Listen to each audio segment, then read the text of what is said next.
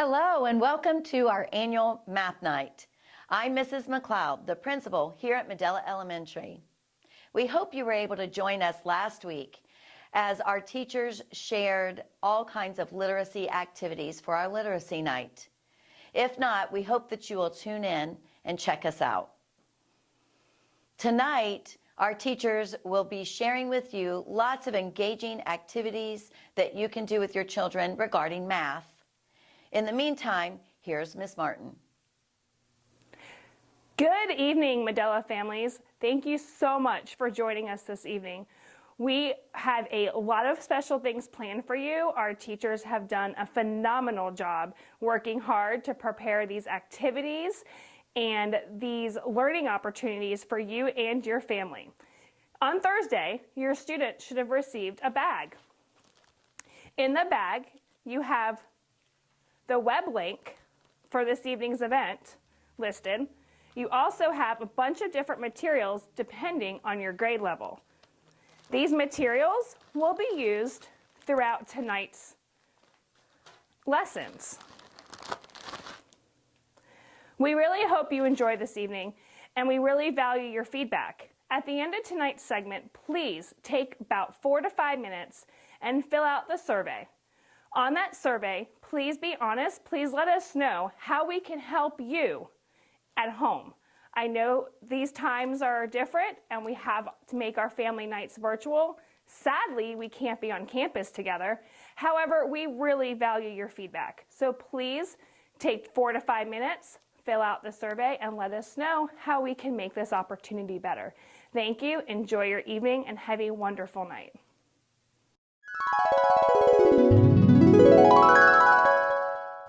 Hi, I'm Holly Smith. And I'm Jacinta Biggs. And we're going to show you what we do in math every day with your students. We call this is our number fluency chart. We refer to it as our Foursquare. So when we start out every day, I have 2 different Foursquares here because this is the one we use when we first start out kindergarten, and we use numbers 1 through 10. When we get into our teen numbers, we use this one, and I'll show you how both of them work. So we start out with a 10 frame. Your students know that this is a 10 frame, and it's called that because it has 10 squares. So first of all, they would look at the 10 frame and see how many dots it has in it, and they would tell me what our number is. 4. So our number of the day is 4. So then we would go through and I would ask, how many different ways can we show the number 4? The word. The word 4? Okay. On a dice. On a dice. We have dice. We can show the number 4. Domino. We have dominoes. And we can show the number 4. Okay. Tally marks. Tally marks. Your students also know what tally marks are. Fingers. Fingers. They all will hold up and show me their 4 fingers. A picture. A picture. We can do a picture using anything. They like to use hearts a lot. So we'll do hearts. We have 4 hearts. Okay. They will also say a 10 frame, which we don't draw it again because we have it here. And then they'll say the numeral 4, which is what we have here. So in the next square, we go down, and I can't write these numbers ahead of time because then they're smart and they figure out that that's our number already if I write it. So then I write the number 4 down here, and I'll ask, what number comes before the number 4? 3. And that's the number 3. And then I'll ask, what number comes after the number 4? 5. The number 5. Okay. Then we always end with a word problem. So our word problem today is, Sam has 2 dogs. His dad brings home 2 more dogs. How many dogs do they have? So then the students will give them some time to think about that, and they'll come up with an answer. And of course the answer is 4. They have 4 dogs. But we will also go through, and they will have to tell me the addition sentence that comes up with our answer. So our addition sentence would be 2 plus 2 equals 4. good. So that would be our addition sentence for the number 4. So then now that we have moved on to team numbers in kindergarten, we put 2 10 frames. So our number of the day would be 14. 14. Okay, so instead of doing our square this way, now we do how many different ways can we come up with the number 14 using only 2 digits. And believe it or not, they can do this and they are really good at this. So one way is 14 plus 0 equals 14. 14 plus 0, okay. 13 plus 1. 13 plus 1. 7 plus 7. 7 plus 7. 12 plus 2. 12 plus 2. 11 plus 3. 11 plus 3. 0 plus 14. Then they do turn them all around. 0 plus 14. 1 plus 13. 1 plus 13. 2 plus 12. 2 plus 12. And 3 plus 11. 3 plus 11. Okay, and now there's several more that we could keep going with, but we won't for the sake of time. But we actually do these numbers 10 all the way through number 20, and they are really good at that, and they can tell you all the different ways that come up with the number 14. So there you go. Hi, this is Miss Kaiser again with Miss Kovac, and we're here to show you some math activities that you can do with your children at home. Last week they should have brought home the packet of information that had some reading activities, also some math activities.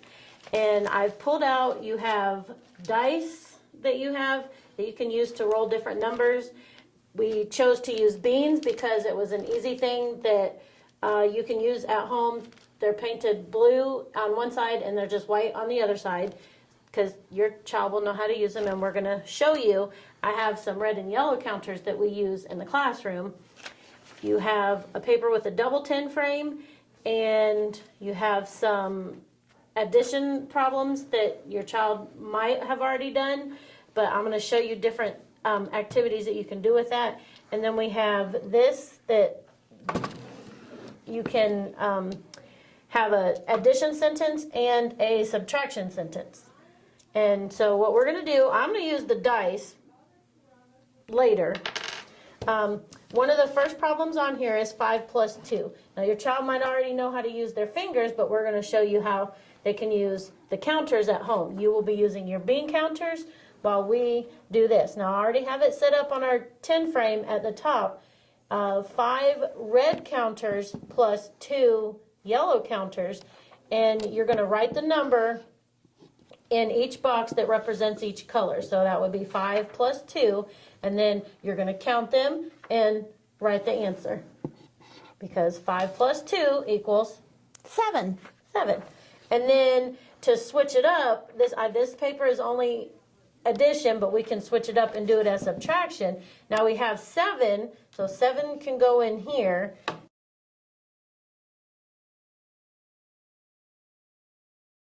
How about I roll the dice, and it's 4, so take away 4, 3, 4, and then you write a 4 there, and 7 minus 4 equals 3. And that's one way that you can use this sheet, using the counters, using the dice. You will use your bean counters. You want to do another one for practice? Sure. Let me roll the dice. I'm going to roll the dice again. I landed on a 3 and a 3. So it's a double. For your child to erase what they have with their dry erase board, you can use a paper towel, you can use a tissue, a a baby sock, but not if it's being used by the baby. So we have 3 plus 3. We've got more counters. And then you're going to write the number. So we have 3 plus 3 equals 6. And then, if you wanted to do another subtraction, you could even just do, we already have 6. How many red? And then we're going to take away, how about you just pick a number to take away? Well, how about we do how many red, how many yellow So are left? 6 minus 3 equals 3. And that's just one of the many ways that you can do this at home with your child. And you can do it together. Many of them are starting to do it independently. They love it. They will have fun. And we hope you have fun working on it together.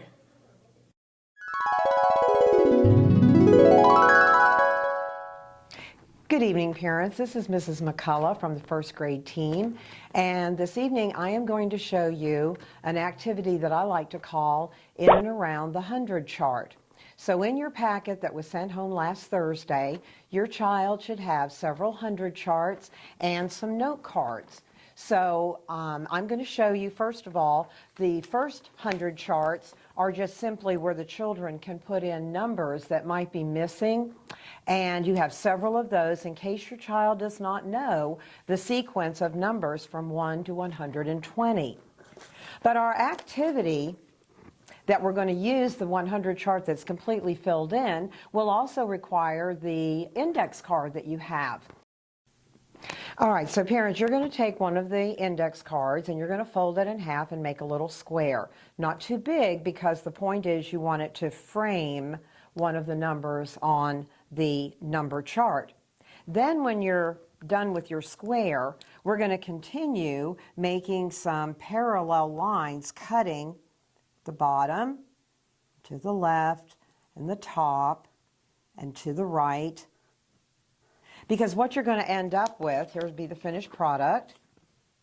You still have your frame, but you also have some windows to the left and right and the top and the bottom. Because the point of this activity is, if we take a number such as 24, and we're going to think with our children, what is 1 greater than 24? Well, we know the patterns of numbers, how we count 1, 2, 3, 4. So after 24 should be the number 25. Then we want to think about what is 1 less than 24. Thinking again about going backwards, 5, 4, so it would be 25, 24, 23. And then we want to continue, and I call that tic-tac-toe, 3 in a row, 23, 24, 25. We want to do the same thing with top and bottom. So we're asking, what is 10 greater than 24? 34. And what is 10 less? 14. I also like to talk with children about the fact that 24 is an even number. I teach them pretty quickly that we go in a pattern, odd, even, and so forth. So 24, because it ends in a 4, is an even number. So I like children to think about what would be a doubles for 24. If it's an even number, it has a double. So we figure out that 12 plus 12 equals 24. Then I'm going to step it up a little bit. What about 34? 34 has to have a doubles too. Well, now it's going to get a little trickier, because we're thinking, first of all, I make them think about 15 plus 15 is 30.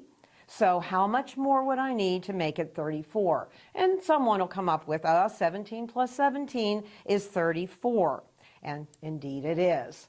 All right, and then you can go more difficult with numbers. You can get down into numbers like 75, which is an odd number, so it doesn't have a doubles, but we're going to do the same thing. We want to think about what is 1 less. Open your window to 74. What is 1 greater? 76. Tic-tac-toe, 3 in a row, 74, 75, 76.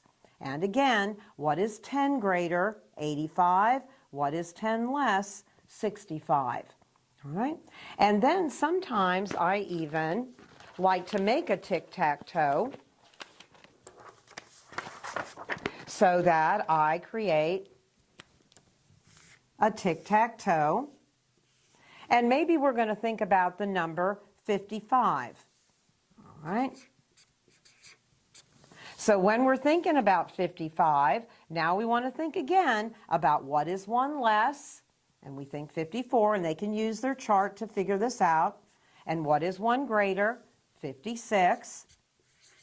So they begin to see the pattern of these numbers, 54, 55, and 56. Again, we're going to do what's 10 greater? 65. And what is 10 less? 45. So there again, another way to show the tic-tac-toe.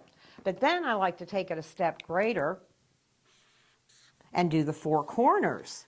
Don't want to forget those numbers. So now we're going to think about what is one less than 45, 44, and what is one greater, 46.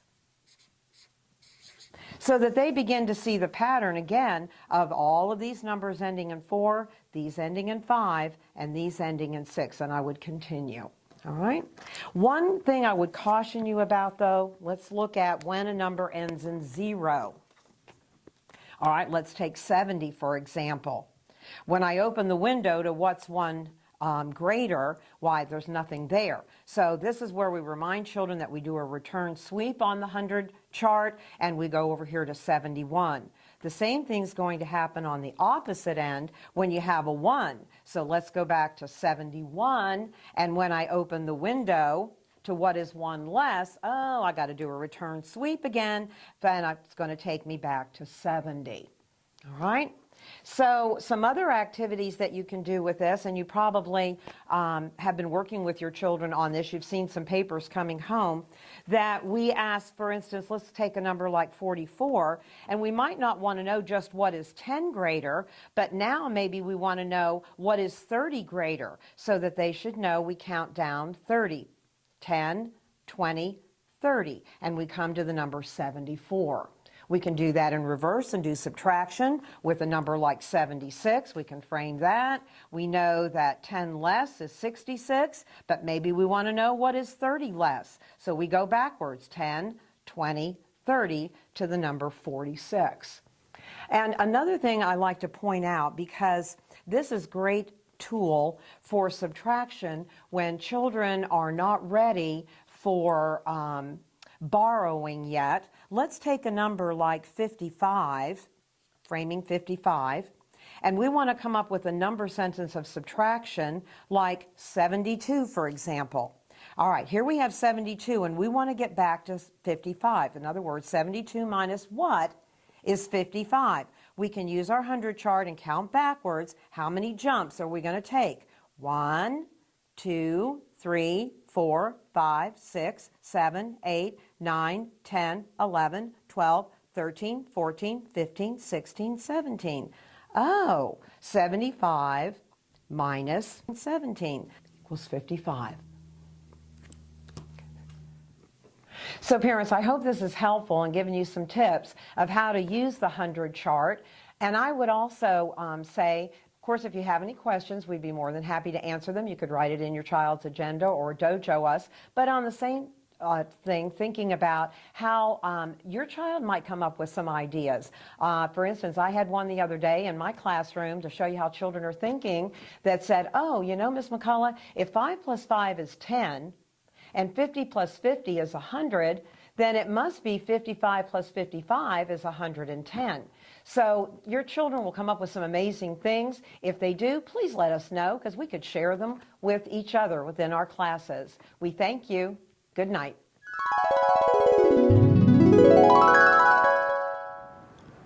Hello and welcome to our Math Literacy Night. We have a bunch of fun ideas that we're actually going to share with you that you can do at home with your child. The first thing that we decided is that we know in second grade we have a huge unit on addition and subtraction with 3 digits with and without regrouping, as well as subtracting across zeros, which is a lot of material that they have to be able to make sure that they know before going on to 3rd grade. So as an extension and as a review for some, we created this double-sided addition and then subtraction on the back that you're going to have a clear slide The materials that you're going to be receiving for this is going to be a dry erase marker as well as 2 dice.